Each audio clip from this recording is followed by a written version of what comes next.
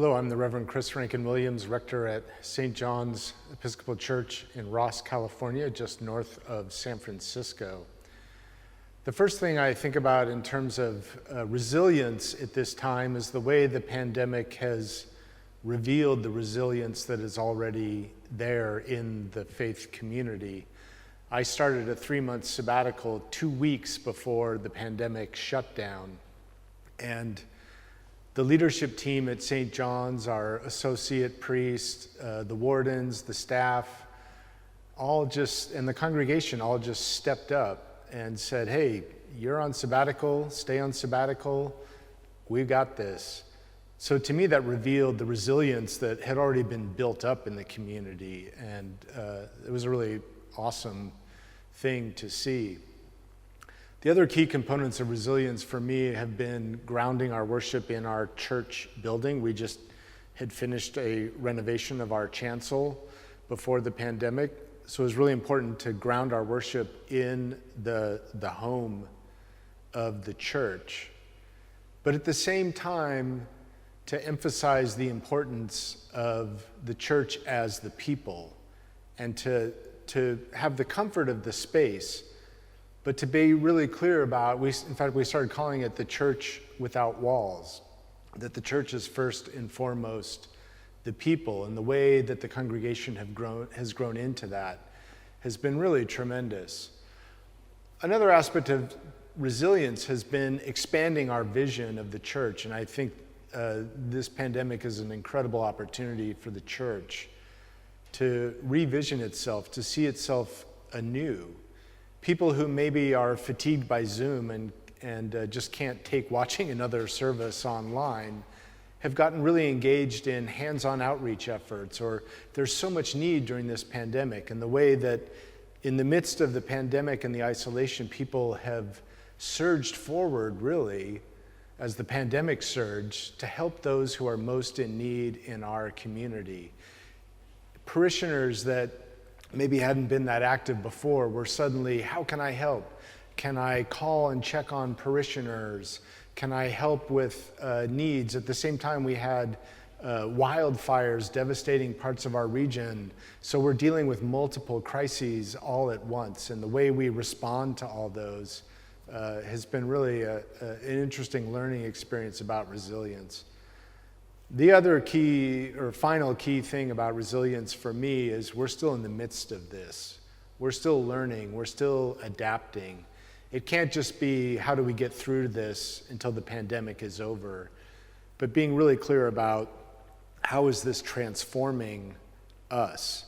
How do we now know that we have people around the country and even in the world who have got connections to St. John's that are connecting to our worship? So our whole sense of what does it mean to be a member of the church? What does it mean to be part of a faith community is completely being transformed.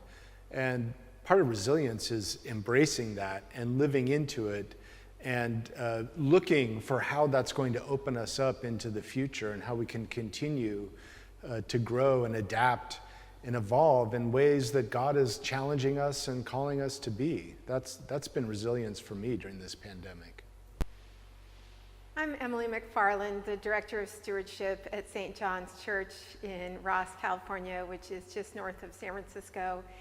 And when I think about resilience in the context of CEEP, I have been so grateful these past 10 months for all of the workshops and presentations and dialogues that CEEP has facilitated. As a fundraiser, it's been so heartening to know there are other Episcopal fundraisers around the country who are addressing the same challenges that I'm facing. And it's such a unique position within the staff structure of a church. And so it's so great to have colleagues around the country who I've been able to interact with and hear from and just know that they're out there through CEEP who are also addressing fundraising in such a challenging time. We've had an overwhelming outpouring of generosity from our parishioners, and we're so grateful for that.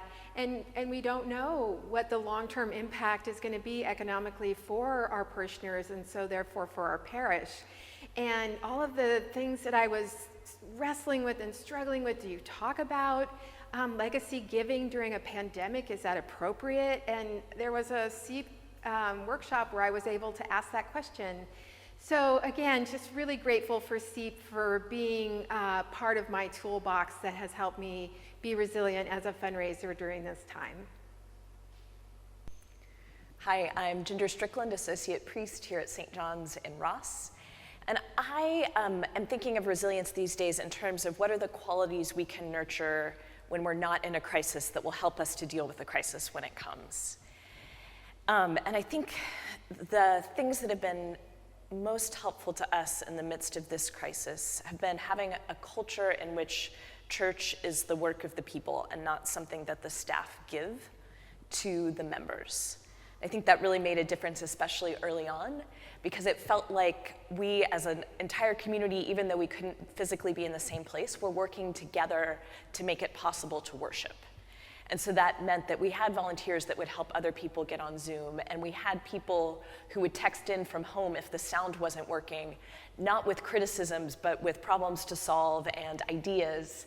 It made it feel as if we weren't responsible for making a perfect production from day one, but instead we were engaged with an entire community trying to creatively solve a problem. And I think that really allowed us to bounce back. The second was a culture that tolerates failure. And that gave us freedom to try a bunch of different things and to evaluate them after we tried them, and then to tweak or to throw them out and try again.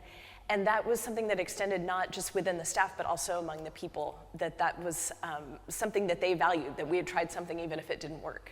I think that was really helpful in allowing us to respond creatively.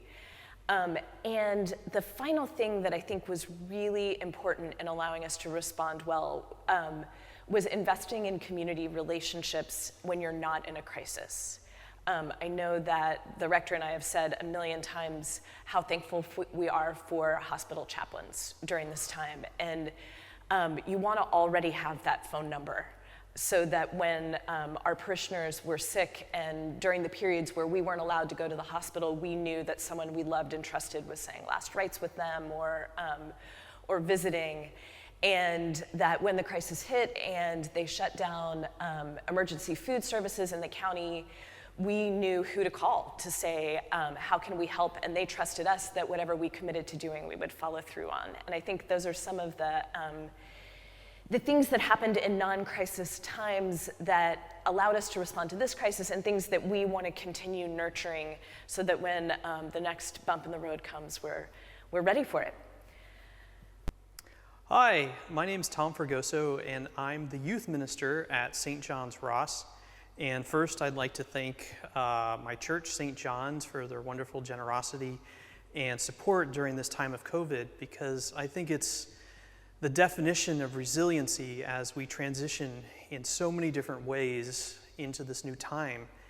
And I'm thankful for the amazing stewardship that has allowed us to do this. And what have we done? We've tried to use Zoom in a whole lot of different ways, from horse games, from doing camps during the summer with games, music, and morning and evening prayer.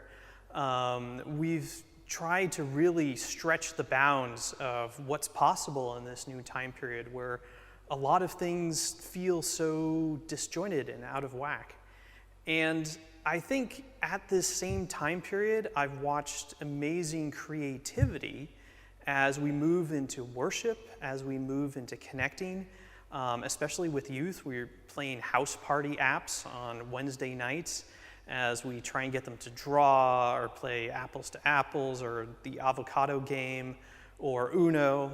And we've also got Minecraft explorations as we're going to go visit and view different youth's creations. And I think instead of maybe viewing this as the lament of how things have changed so much and that it's difficult, it's also been a new way for me to swim, so to speak, with the youth in their native environments and getting invited in maybe a way that I wouldn't have been because things were so comfy previously. And I think this time is kind of like forcing us to grow in ways maybe that are uncomfortable. And I'm also excited about what that means, because the ministry hasn't stopped. The youth haven't stopped having situations, emotional needs, and families haven't stopped having situations or emotional needs. And I think we reach out, as we have done and as we are, and we will continue to do this, in ways to try and connect them and tell them that they're loved and that they're important parts of our community. And as we do that, I think we strengthen them and ourselves so that we can also work to help others outside of our community in some of our ministries of feeding, which have been so popular with families baking and making gifts, and baked goods. And I think as we lean into the challenges of this new COVID, and vaccine reality, we've got this opportunity to show where God is. And as we, think about maybe how things are different, maybe it's getting closer to, as a colleague said earlier today, not looking for those shiny things, but looking to shine. And I really appreciate thinking about that. And another person said, how are you? And we all tended to be, it's fine. Maybe we say, it's getting better. And I think in this time of resilience, the church plays an important role in helping us get better.